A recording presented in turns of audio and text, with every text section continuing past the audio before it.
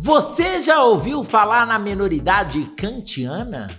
Não? Ah, você não sabe o que você está perdendo. A minoridade kantiana é um repertório maravilhoso para você colocar na sua redação. E eu vou te contar agora direitinho como você pode colocar a minoridade kantiana no seu texto. Lembrando, quando eu falo com vocês da minoridade kantiana, eu tô falando com vocês de um repertório sociocultural.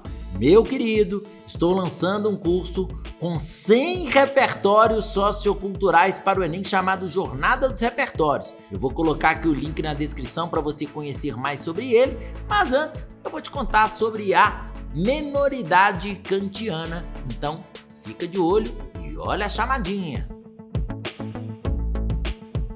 Fala pessoal, bom ou não? Estamos aqui hoje mais uma vez no nosso canal Aprendi com Papai e hoje para que eu possa te ensinar a respeito da minoridade kantiana na sua redação. O que você pode discutir sobre a minoridade kantiana no seu texto? Gente, eu acho muito legal porque quando a gente fala de redação e fala do Kant, na maioria das vezes as pessoas pensam naquela frase que ninguém aguenta mais. O homem é aquilo que a educação faz dele. Ah, não, gente, não precisa disso não. Você consegue repertórios muito mais interessantes falando diretamente do Immanuel Kant, que é maravilhoso. Sabe qual a ideia que ia ficar muito bacana do Immanuel Kant no seu texto e que ficaria sensacional? A ideia da minoridade kantiana. O que o Kant considera minoridade? Minoridade kantiana não tem nada a ver com minoridade civil, não tem nada a ver com você ter menos de 18 anos. A minoridade para o Kant seria aquele estado em que o indivíduo ele é facilmente manipulável, aquele estado em que o indivíduo ainda não tem um esclarecimento suficiente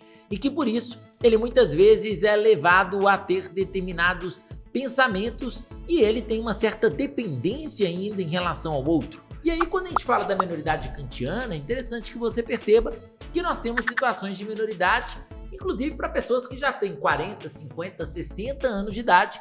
Se essas pessoas têm algum tipo de dependência e de manipulação em relação ao outro, elas estão ainda passando por essa questão da minoridade kantiana. E aí você deve estar pensando assim, nossa pessoa, gostei dessa ideia, mas tem como você me falar em quais temas eu posso utilizar essa discussão sobre a minoridade do Kant? Claro, você tem várias possibilidades e vários temas que você pode discutir sobre essa minoridade. Qualquer tema relacionado à manipulação do indivíduo, você pode comentar sobre a minoridade kantiana. Qualquer tema, por exemplo, pensa no Enem 2018, manipulação do usuário pelo controle de dados na internet. Você poderia comentar sobre a questão da minoridade kantiana. Você poderia comentar quando a gente fala sobre questões relacionadas às fake news. Caberia facilmente porque as pessoas muitas vezes são manipuladas pelas notícias falsas com muita frequência. Você pode comentar também sobre a própria manipulação midiática.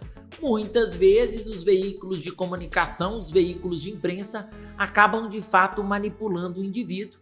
E em todas essas situações você pode citar a minoridade kantiana, que ficaria excelente. Professor, dá um exemplo na prática de como eu poderia colocar? Claro, vou te dar um exemplo, fazer um exemplo oral para você entender como que pode ser essa discussão.